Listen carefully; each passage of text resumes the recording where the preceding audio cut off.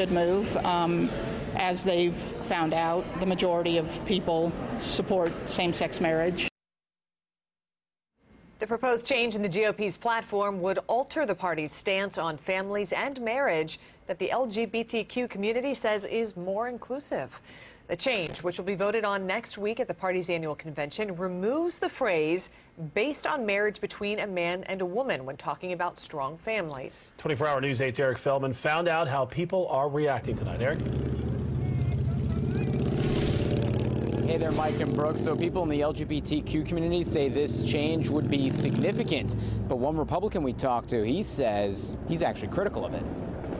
On the official start of LGBTQ Pride Month, the GOP announced a proposed change in its platform for what it considers a strong family. Right now, it includes that it's based on marriage between a man and a woman. The prior sentence that said that was the only way to have a strong family, you know, if people felt excluded by that. This year's proposal nixes it completely. The head of the Indiana Republican Party says this does not mean the party is straying away from supporting marriages between men and women, but also includes other families with different heads of household, like grandparents. The change has members of the LGBTQ community excited. We know that 2-to-1 people favor same-sex marriage, so I think they're going with the popular opinion, which is smart if you want to grow your party. Chris Paulson is the executive director of Indiana Youth Group, which supports children in the LGBTQ community. She says Indiana being more inclusive could help slash its teen suicide rate, right now among the highest in the nation. So we have youth that grow up to be productive adults, and two, so when they are productive adults, they don't move away from Indiana to go to a place that's more welcoming. But Micah Clark from the American Family Association of Indiana says the Republican Party is already accepting. Clark, who says he's against gay marriage, says the current language says the party supports loving adults who raise children.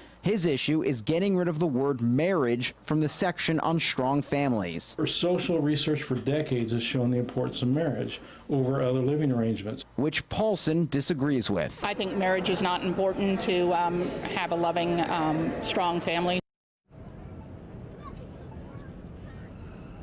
So the vote's going to happen at the Indiana GOP State Convention, which is annual, and it happens next week in Evansville on June 8th and June 9th. We'll, of course, update you on what the outcome is on this vote. I'm live outside the State House. Eric Feldman, 24-hour News 8.